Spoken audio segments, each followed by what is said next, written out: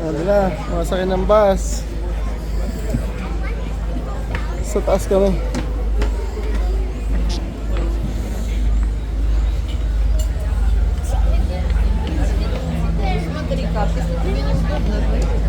Sa Tiger.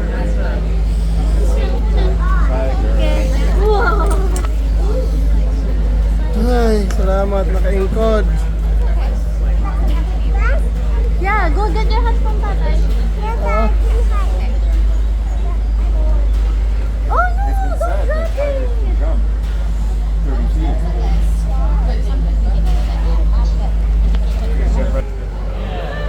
Okay, like 5 of us are ready to go.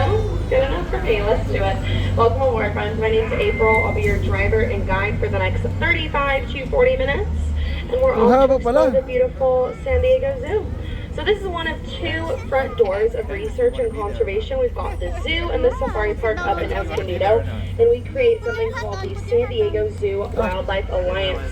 We are involved in 8 different hubs across the planet, supporting over 100 grassroots efforts with their research and conservation in order to create a world where all life can thrive.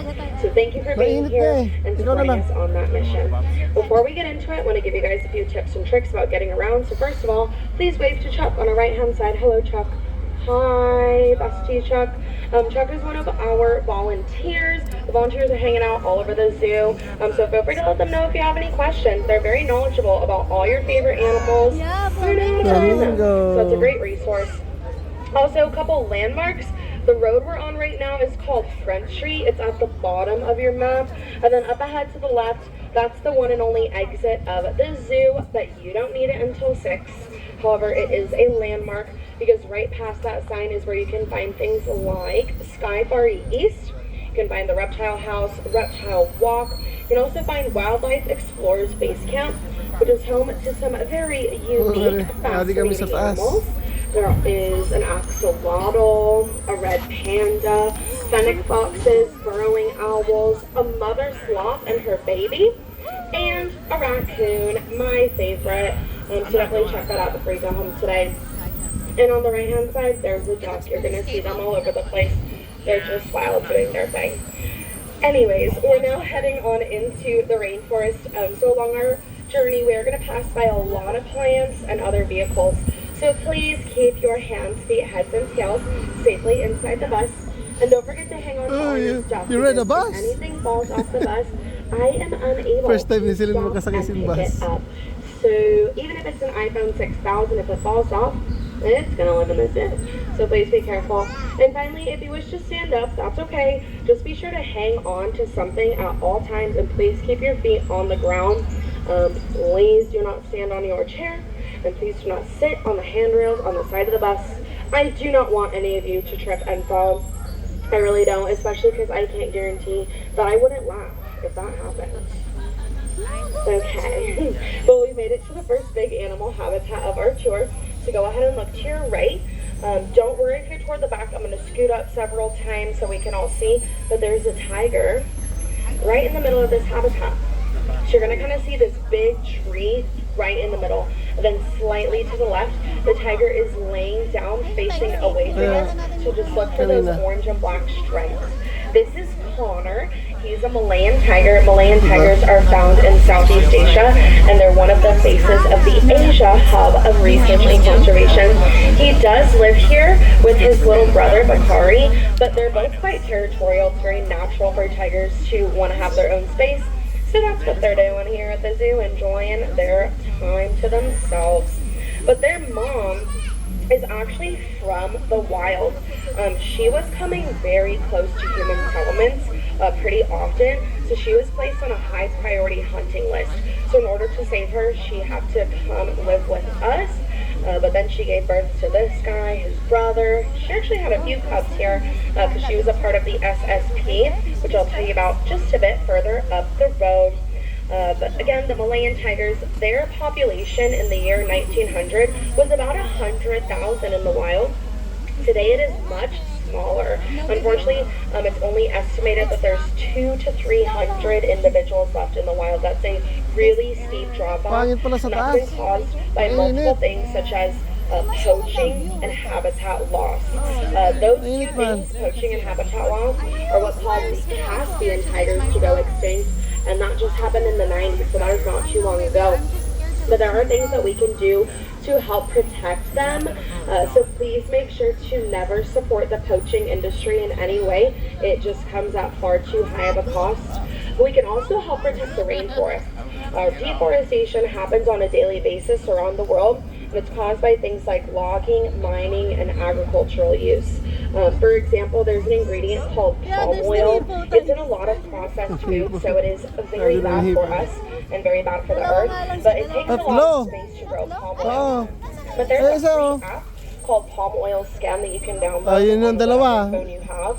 And then you can use it to scan different products and it'll tell you how sustainable that palm oil is. So if it's not, you can swap it out for something that is sustainable at a similar price point. So there we go, palm oil scan to help protect the tiger's habitats. But I see a lot of you had spotted the next stripy friend to the right. So this is called an okapi. I know it looks like a horse with a zebra's booty, but they're their own thing. Again, they're an okapi. Their nickname is the forest giraffe because they are found in the forests of Africa, and their closest relative is a giraffe. But those stripes are very unique to them. A lot of animals' patterns are for camouflage, but theirs is for the exact opposite. Their stripes help them to stand out so that the babies can follow their mamas. Those stripes are called follow me marks, literally just for the babies not to lose their moms in the next forest. So it's pretty cute. But you can see there's two. There's one kind of toward the right of the habitat, closer to the sand, and then there's one over toward the left by that big tree. A little bit of zoo tea for everyone. These two are dating. Yep, they are in love. They met in the SSP. That's that program that I told you the tiger's mom was involved in. It stands for Species Survival Plan, and it is essentially assisted online dating for endangered animals. We work with other zoos and sanctuaries around the U.S. to find these animals dates based on their genetics, and then we get them together, light the candles, and hope for the best. The best would be that they have a baby. And this is because the SSP is creating a hedge against extinction. We know that all these little ones are going to be very genetically healthy, and each of them is offering a potential reintroduction into the wild to help support these endangered animals to recover. So it's pretty cool, and we will let you know if there's any baby okapis in the future. Okay, let's check to the right. There may be a bit of monkey business going on. Not too sure. They're probably hanging out down toward the ground. But this is a really cool mixed species habitat. There are Allen swamp monkeys and Schmidt's red-tailed monkeys living here. These two are often seen together in the wild. So that's why they live together here at the zoo. Anytime there's animals that get along well in the wild, if we can have them live together here, then we will. And that's actually part of their enrichment. Enrichment just means that we're making sure that every animal living here has plenty of daily opportunities to use their natural behaviors and senses. But I do think you're going to see a lot more activity from these guys at the cooler hours of day. So you may want to come on back later on and visit them again. But I do want to share another landmark with everyone as we're making our little turn here. So go ahead and look to the right. You're going to see a map locator. Those are the big red signs with numbers on them all over the zoo. That one says number 15. So number 15, if you go to the right of that sign, you will find Panda Ridge. Panda Ridge is, of course, where you can see the pandas, St. Bao and Yinchuan. It's going to be open until 5:30. So if you want to see them, please make sure to be there by 5:30 because it is closing a half hour before the zoo. And I also recommend going to pandas later in the afternoon as well. It's warm right now, so they're usually indoors at this time of day. Dito yung mga eagle, ano? Okay, moving along. Do we have any bird lovers on board? No. Yes! Wow, I think that makes two of us, my friend. Perfect. Actually, I think we had some bird lovers upstairs, so we love that. Go ahead and look to your left. This is one of my personal favorite bird species. These are called white-breasted cormorants. You'll find these guys living in South Africa. This is an ocean-going bird. You'll very often see them on cliffs right next to the ocean because they depend on fish for food. They are very good swimmers and divers. They've got dense, heavy bones that can get them up to 150 feet below the surface of the water. So that's a very talented bird. You may have seen one of them kind of fanning their wings off. He's actually drying his feathers. Their feathers aren't waterproof, so they can take in water. And that's another thing that helps them to sink deeper. Sige na, mahulog ka, Ara. If you have been up to La Jolla, that is a beach about 20 minutes north from here, you've probably seen some of the local cormorants, the double-crested and Brant cormorants up there. I used to guide ocean kayaking tours into the sea caves of La Jolla, which was very fun because I got to learn a ton about the ecosystems and animals out there. But those cormorants, after watching them for so long, they really have flown into a special place in my heart, because male cormorants are setting dating standards for me at this point in my life, and I wish that I was joking. The male cormorants will make a girl like the color pink, let me tell you that. They're good gift givers. They will bring females presents, usually piles of dried up seaweed that they pick out all by themselves. Then they bring that to her as a present, and if she accepts that gift, she's going to kindly poop on it, and that is going to tell him, yes, I would love to build a nest with you this year. And then they'll use the poop-covered seaweed to begin the foundation of their nest together. And I just think that that's a really beautiful love story. Okay, we are now in the blue part of our map, so let's see what's going on up here. There's kind of a lot happening. So on the right, you're going to see another mixed species habitat. Ooh, the bubbles, so fun. There's some lesser kudu in there. That's a type of antler. They've got the white stripes on their side. There's one kind of right in the middle of the habitat. Ooh, but look to the left. Polar bear. Wow. I usually don't see them at this time of day. We're going to hang out like right here. I'm literally so sorry if he disappeared behind the wall. I have to park at this location. But I think some of you, this is when it's good to be toward the back of the bus, I suppose. All back there getting a good view. But we will drive up and around the hill in a moment, so hopefully we'll see another one from another angle. But there's actually 3 polar bears who live here. There's a male and 2 females, and they were all rescued from the wilds. They were found as cubs all by themselves without their mama, so they had to come here to live with us to be in a safe place. But they represent the ocean's hub of research and conservation, because polar bears are the only bear that we consider to be a marine mammal. That's because, again, they're living up in the Arctic. That's a big, giant frozen ocean. So depending on the sea, for food, they eat a lot of ringed seal. That is a very adorable but very nutritious meal for a polar bear. And they'll even use the ice and icebergs to travel to new hunting grounds if need be. Some interesting things about the polar bears here. You'll notice they're not super bright white like the ones you've seen on National Geographic.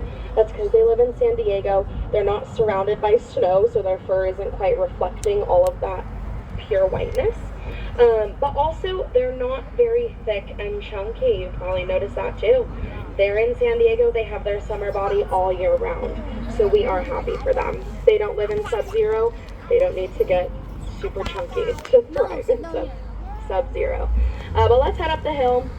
I'll tell you a little bit more about them. So take off in 3, 2, 1. And we shall see if we can spot one of the others.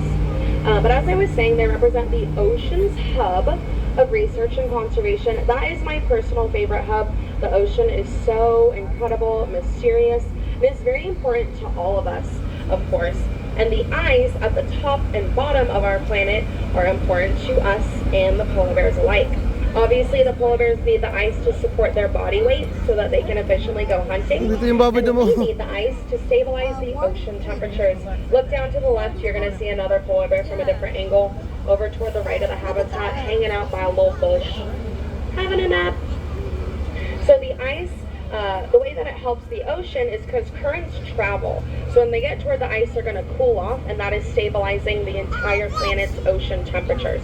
The ocean participates in the carbon cycle. That is the never-ending process of things like the ocean water itself, kelps, seagrasses, the sediment, taking in CO2, trapping and storing it, and then releasing oxygen for all of us to breathe. And I don't know about you, but I love oxygen. It's the first thing I need in the day. So that is why it is very important to protect that ice. And the best way to do it is to save energy in any little way that you can. I know that we all could name a million ways to save energy and they're all fabulous, but my favorite way to save energy is to reduce, reuse, recycle, and buy things used as often as I possibly can. I like thrift stores, I like yard sales, estate sales, Facebook Marketplace, whatever you can do to buy stuff used is awesome, because when you reuse an item, you're saving energy by not producing something that already exists. Making stuff takes energy, so when we can use stuff that's already been used, 10 out Ano of ba yan, 10. Celine, ha? So shout out to all my thrifters on board. Not only do you have a fabulous wardrobe, but you are saving energy, and that is a great thing. We did just pass by the West Skyfari entrance. If you saw the tram thingy, that's Skyfari. Again, there's 2 entrances to it. You already paid for it, so hooray. But it's a great way to get across the zoo. Beautiful views of downtown San Diego from up there. But please keep in mind, it's going to be a one-way journey, so whichever side you end up at is where you'll be disembarking, but you can ride it as many times as you want. One moment while we drive through here. Okay, cool. Thank you. Okay, let's head on into the Elephant Odyssey now. This is a very unique and special place in the zoo because all the animals that live here represent an animal from the past of Southern California. Okay. Things used to look a lot different here. There was camels, mammoths, lions living here, not just mountain lions. But let's see what's happening. So go ahead and look to the right. Hi, Ernest. Hello, gising na Okay, yan na I'd yan. like to introduce you to Ernest, the 9-year-old Savannah Gising na. lion. Kanina tulog He's pa yan. very handsome, as you can see. He's really giving Mufasa right now. Oh, good night, Ernest. He's like, don't call me Mufasa. In fact, he didn't make it past the first 10 minutes. You're right, Ernest. You're right. You're getting Simba. But he lives here with his twin sister, Miss Ellen. I don't know what Miss Ellen's doing. But hello. Oh, she is? Oh, beautiful. Okay, perfect. So Miss Girl is down to the right. Thank you for your good eyes, my friend. So it looks like we can see everyone.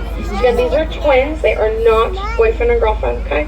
9 years old. But they represent the American lion who used to live in these areas 12,000 years ago. Now, the American lion was twice as big as this animal. If you can imagine that, that's pretty massive. And they were different because they hunted alone. But as we know, Savannah lions live in hunting groups called what, everybody? Pride. Thank you so much, friends. They do live in those prides. Hi, Ernest. Are you looking at me?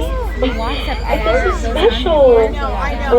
But in those prides, do we know who does the majority of the hunting? It's the girls. Don't be shy about it. It is indeed those ladies. So go, Miss Ellen. They do about 90% of the hunting for the pride, just like we do most of the bus driving here at the zoo. But they really work together, and that's what's so special. They're the only collaborative cat. So those ladies are working together, ultimate girl power. One might say that they slay, and I would completely agree. Period. And then the gentleman's role is really going to be the protector, because they're important too. So they are going to scare away any other irritating males trying to get in their space or get to their ladies. They will use their roar to scare them off, and that roar can be heard upwards of 5 miles away. So it is not uncommon for us to hear Ernest all the way at the front of the zoo. We'll hear him from back here because his voice really carries when he has something to say. Oh. Ooh. Okay, look, as I'm driving by right past, there's like this wall thingy right here. Look right by the wall that's more to the right. There's a jaguar right there. This is Miss Nadiri. the jaguar. She's 17. She's so beautiful. I really am so obsessed with her. She's one of the faces of the Amazonia Hub of Research and Conservation. Their range used to be a lot wider through much of South America, Mexico, and part of the U.S., like Arizona and Mexico. But today they are unfortunately very endangered. She has been in the SSP. She's been a mama before. Her babies have grown up and moved out to other zoos, but we're very proud of her. But their nickname is quite intense. Their nickname is the Skull Crusher. Pretty gnarly. That's because their bite force is over 8,000 pounds per square inch. They can take down a crocodile if they please. They can climb, they can swim. They're very powerful and very beautiful. But we are going to talk a little bit more about the Amazonia Hub just a bit later on in our tour. So put a little bookmark in Amazonia. I'll tell you more in probably like 10 minutes. But if you look over to the right, you're going to see some rocks, and then right behind it, you'll see a little bit of an elephant. You can see an ear fluffing around. That's Shava. Shava is one of 4 African elephants who live here. She's 45, but she's still a young lady because they can live to be upwards of 60 to 70 years old. But we are going to go try to see some of the boys. There's 3 males who live here. Their names are Senzu, Nepo, and Moosey. They're 13, 14, and 20 years old. And if you look way across this habitat, oh, he's kind of disappearing, but over to the left-hand corner, you can see, I think that's Moosey's booty. A little behind-the-scenes view he's given us. He's hanging out at the Elephant Care Center. It's the space that looks like Jurassic Park. It's not. It's the Elephant Care Center. So that's where they go for things like pedicures, weigh-ins, checkups, dentist appointments, all that good stuff. And they really do get pedicures every single week. Very consistent. They love them. But we are going to go ahead and try to move up and see some of the other boys. Something fun about the boys is that they are living in something called a bachelor herd, and I didn't make that up to be funny. That's really what it's called. It's a group of adolescent male elephants who will naturally leave their herds to go find other adolescent males. Then they hang out together for a few years, teach each other skills that they'll need to one day grow up and impress a lady and join a whole new herd of their own. Ang kulungan sa And that's what they're doing. So in human terms, we would call that a fraternity. We do have a thriving bachelor herd here at the zoo, and I'm just gonna go try to see where they're at, because the one, he wasn't standing in the greatest place. They can do whatever they want, but we'll see if they can get a better view of anyone else. Oh, you guys like those birds? They look so exotic, right? They were pigeons. Yeah, nothing crazy. But they are related to dodo birds, and that's pretty special. Okay, boys, where are you? I wonder if everyone's getting a pedicure right now. I wouldn't be surprised if that's the case. But we can see a bobcat up here to the right. That's pretty cool. Do you see the orange and white tractor? That's the bobcat. Wow. We don't see that every tour. And Homo sapiens at that. Very special. The elephants need their 300 to 400 pounds of food a day, so they're getting some of that prepped up for lunch. But I think you guys will get a nice view of the boys later on. I put it in the bag. Here's the camel. Hi. Look at this camel. These are called dromedary camels. I know they have 1 hump. Only about 5% of camels have 2. But I do believe that this is the animal that inspired my humps by the Black Eyed Peas, and I'm going to stand by that. But does anyone know what is in that hump? Water. It's fat. Yeah, nice and chunky. But the fat does retain water, so that is kind of what helps them hydrate. So technically you're right if you said either fat or water, it's both. But let's get to my favorite gentleman in the Elephant Odyssey. He is representing thousands of years of history. It is this extremely handsome, gorgeous gentleman to our right, the California condor. Look at him. Look how majestic he is. So they have flown all over North America for thousands of years. These birds were revered by Dako the talaga. native people of North America, who called them the thunderbird, which is also an incredibly cool nickname for an animal. As you can see, he is large. This is the largest carnivorous bird in North America, with a wingspan upwards of 9.5 feet across. So that is wider than this bus. And you can also see, oh, he's craning. If you see the right angle, he has a bald head, and he looks good. I think he pulls it off really well. But that bald head is very functional because these birds eat something called carrion, and that is a fancy word for dead carcasses in the environment. That's a very messy meal, so when they're eating that, their bald head is going to help keep them clean. But I'll tell you more about that in a second. First, please wave to my friend Kate. I could see you anxiously waiting for me to say that. Yeah, that's my friend Kate. Kate is in horticulture right now. She usually drives the bus with us. We miss her so much. But she's taking care of the plants. Lee, put your sunscreen on, okay? Okay, anyway, sorry. That's my best day. The condors. Let me get back to business. So I said they eat dead stuff. May not sound super appetizing, but when they're eating those things, they are stopping the spread of disease to other animals and to us, and they're keeping all that decomposing stuff out of the waterways that we drink from. So I'm very grateful to the condors for their work. And again, the bald head, they don't have to worry about getting food stuck in their head feathers because they don't have them. So very clever. Also, they take a lot of baths, more than other birds, so they're not dirty. That is a sad misconception.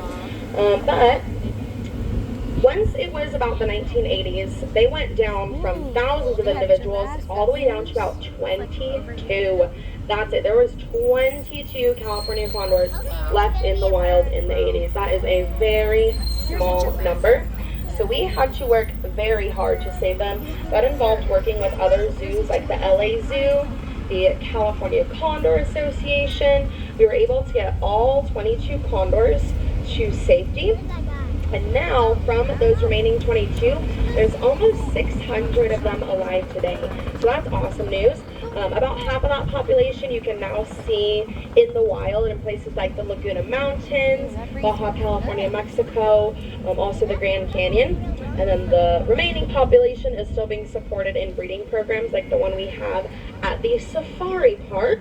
And that breeding program is responsible for 190 of the condors that are in the wild today. So it is very special, and I highly recommend you all go see the Safari Park whenever you get a chance. Okay, well, I'm going to give you guys a few more landmarks before we go see some bears. I hope you feel good about that.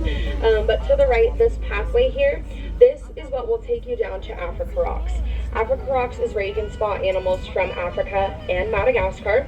So there's going to be kind of a fork in the road over there. If you were to turn right, it'll actually take you back around toward the elephants where we just came from. And then going to the left would take you down to the hill to see King Julian, Subimathu, the penguins from Madagascar, you know, all those guys. And then this space to the right is the Australian outback. There's koalas living here. Don't worry, we're going to drive by it again later. But there's actually 2 baby koalas right now. So maybe I'll get to see one. I don't know. I've only seen the top of one of their heads. But in that driveway, that is the urban jungle. So that is where you can go visit the giraffes, cheetahs, a rhino, laughing kookaburras. And you guys will be off the bus right in time to maybe pop over to the urban jungle and, I don't know, maybe feed a giraffe for only $7. It's the best $7 you'll spend. It's going to go until 1:30 or sold out, so you guys will still have time when you're off the bus if you want to feed a giraffe. Okay, but now it's bear time, everybody. This is one of my favorite times of the tour. They are so cute and adorable and special. But there's bears from South America, North America, India. If you were to go to the bottom of this hill and turn left, you'd see the pandas, so that's just another way to get there. But let's see what's going on here. Okay, so in this habitat to our right is where Francisco, the Andean bear, lives. I don't really see him, but there's a lot of people here, so he must be up to something. Oh, I think he's in the cave. So look all the way toward the left in that cave. You see some leaves flinging around? Francisco looks like he's setting up for a nap. We love Hindi Bethlehem. makita. We will Madilim. give them supplies, and then they really will Ayan like dun, oh. build their own beds or nests. It's very precious. So I'm just gonna drive really slow and look for leaves flying around. That's the Andean bear. This is one of the warmer times of day, so this is usually when they're settling in for naps. But we might see his dad down at the bottom of the hill because Francisco was born here 3 years ago in the SSP. He's such a sweet little guy, but this is the bear. They're named after the Andes Mountains. They're the only true bear from South America. But I'll tell you more about him at the bottom of the hill.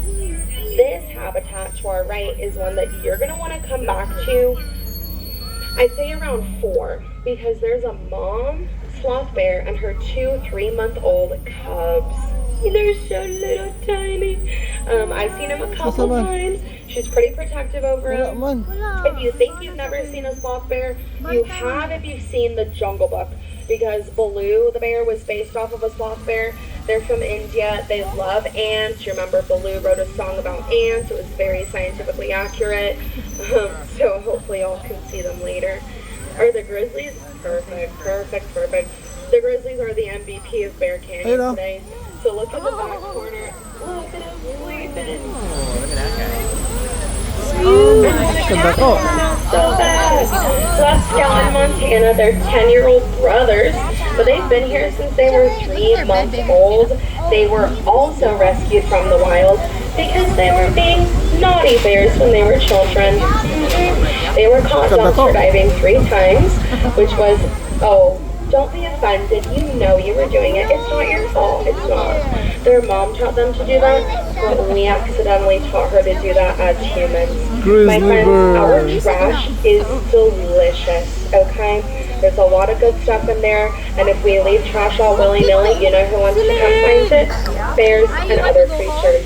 It is important that anytime we're out in bear country that we're storing ka trash pasaway, anak. properly. In bear country, you will always find bear-proof trash cans unless you're like a wilderness person. Then you're probably going to want to pack it in, pack it out. But we need these guys out there because predators help stop the spread of disease Dua, among tulo sa prey species, Itom. keeping them balanced. Brown. And bears are seed spreaders. They eat a lot of berries, take a poo out in the woods. They're helping to propagate those plants. So that's why they're important. We can also use bear canisters, especially if you're a camper, to store up your food properly. To help keep bears nice and safe in the wild. And that's beautiful. So they throw it in the National Park Service hat. I have a trip from Montana to Alaska coming up. I'm so excited. But I gotta get my bear canister. I want to see a bear, but from a safe distance. And you bet I'm gonna pick up people's trash, okay? One man's trash is another man's microplastics and a bear's tummy ache. Alright, this is Daddy Sloth Bear's habitat. Again, it's nap time. I don't know what he's up to. He might be in the middle cave, that little pile of fur. But he does look exactly like the picture in front of his habitat. So, there we go. And then finally, maybe Turbo will grace us with his presence. Turbo. This is Francisco's dad's house. He's probably sleeping in the cave too. So if you look to the upper right-hand corner, there's a little blob. That's Turbo. He's a sweet, handsome guy. I know, it's that time of day. This is the warmest part of the day, but don't worry, this is obviously downhill if you want to come back and see the bears later. But I'm still going to tell you a story about the Andean bears because it is a critical part of my tour. And it does kind of connect to the jaguars because she's from the Amazonia hub, just like the Andean bears. So the Andean bears, if you've seen Paddington Bear, you've seen an Andean bear. So just imagine a bear with black fur and a cute little mark around his eyes. Andean bear. So the native people of Amazonia call those bears the Ukuku. And they have a legend that the Ukuku used to go up to the Andes Mountains, the mountains that they're named after, and bring down an ice cube from the glaciers that are up on those mountains. Yes, there are glaciers in the Amazon basin. It's crazy. But that ice cube being brought down to the people was a sign to them that they were going to have enough water for the year. They're going to be okay because those glaciers are actually holding most of the fresh water for the region. Well, in recent years, those glaciers have melted so much that now the ice is too far up the mountain and the bears cannot get to it anymore. So that is not good. As I told you guys earlier, the bears, just like the grizzlies, they are seed spreaders. They're eating a lot of fruit. Then they go potty, spread the seeds that way. They can get seeds stuck on their fur and spread them like that. So they are helping the rainforest to propagate itself. The rainforest is connected to the glaciers because the Amazon rainforest, being the largest rainforest on our planet, it is producing its own weather system. It's incredible. There's billions of trees in the Amazon alone, and they drink up billions of gallons of water and then release some of that moisture back through their leaves, which can collect and make clouds, which will rain and snow and help to stabilize the glaciers on those peaks. That's how it's all connected. But we talked a little bit about deforestation by the tigers earlier. Deforestation is happening in the Amazon as we speak. Every single day, there's acres of it being cut down. It's pretty insane when you look at it. And again, that's caused by things like logging, mining, and agriculture. But again, there's things we can do to help. So a great way to help protect the Amazon rainforest is to choose different coffee drinking habits. And before you get scared, don't worry. I'm not going to tell you to stop drinking coffee. I would never do that because then you guys would not want to be my friend. But not all coffee plants are the same. Some of them are, oh my god, hi, there he is, later. Some of them are sun-grown, which means you have to cut down a ton of rainforest in order to grow the coffee. But then some coffee is shade-grown, and it is exactly what it sounds like. Coffee that grows in the shade on the rainforest floor, causing extremely little to no harm to the rainforest. So it's amazing. You can find it just about anywhere. I get mine from Trader Joe's. It's like $6. It's a super easy swap to help protect the rainforest because we all depend on it. We need rainforests in order to support life on Earth. Again, we love oxygen. Alright friends, well, we just drove up the backside of Africa Rocks. So you probably saw some fun things over there. I talked to you a little bit about Africa Rocks at the top of this hill. You can either do a hike uphill or a hike downhill. It's not too bad uphill, lots of switchbacks. But again, animals from Africa and Madagascar hanging out down there. We saw 2 lemurs, that was special. We have time for one more stop, so we're going to use it on the koalas. So go ahead and look up to the right. That wraparound porch, that's where you're going to get the best eye-level views of the koalas later on in your day. Again, this is called the Australian Outback. I believe it's more towards the bottom center of your map. But these are the trees that we're going to look for. So look up into these trees by the leaves. If you see a little gray poof ball, that is a koala. Now you're highly likely, I'm just going to drive really slow, so keep looking, keep scanning. Whenever you see them, they are highly likely to be asleep. They average about 20 to 22 hours of sleep a day, and that is my personal dream. That gives them just enough time to wake up, have a snack, and go back to bed. They eat eucalyptus. That is their favorite food. We are able to grow that for them right here at the zoo.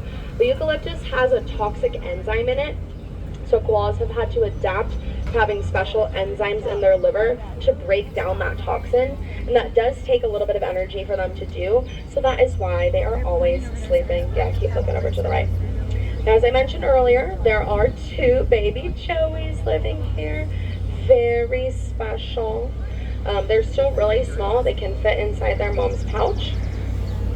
But speaking of their pouch, does anyone know what kind of animal a koala is? You guys are ready for a nap? They're a marsupial. You are correct. Oh, okay, perfect. We had to make sure everything was clear. But they're a marsupial. And that is simply because they've got the qualification to be one.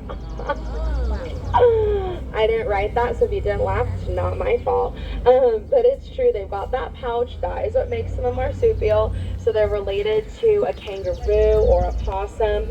And they need that pouch because their babies come out about the size of a gummy bear. So they've got to put their gummy bear sized babies in that pouch to let them finish developing. And that's what the joeys here are doing right now. They're starting to be big enough to come out and ride on mom's back, but they're still little enough to take a nap in the pouch. which sounds great. But they represent the Australian Forest Hub of Research and Conservation, which is very special.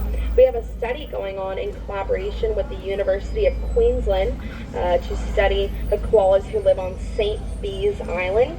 It's very remote, so they're like a great kind of control group to use GPS Bluetooth tracking collars on a few of the individuals, so we can learn more about their daily lives and habits and rhythms without any interference from Homo sapiens. But that data is going to better help us understand how to protect the koalas living on the mainland of Australia, because they've been dealing with some more wildfires these last few years. That's been pretty rough. But when we understand the balance between human and animal needs, that is what will allow us to one day create that world where all life can thrive. And that is a world that I believe is entirely possible and within our reach, especially when we all realize that each of us is incredibly important to this planet, and we all have the capacity to make an impact in each of us. So there we go. But that is my tour, friends. So welcome back. You did it. We had a fabulous time. I hope you all enjoyed. Thank you again for being here, because this is a non-profit. So anything you're spending here today is going back to research and conservation around the world. If you are heading home later and you want to hear someone talk to you about animals again, look out for our podcast. It's called Amazing Wildlife. You can find it anywhere you find podcasts, and it's one of my personal faves. But as we're heading out, Lower Deck's going to head out first, then you, Upper Deck. We'll be at map locator 6. If you turn left, you're going to head back to the Australian Outback, Urban Jungle, Africa Rocks. To the right will be the nearest restroom, stroller parking, monkeys, tigers, hippos, base camp, reptiles, and more. Thanks again for being here, and have a beautiful day. Tapos na.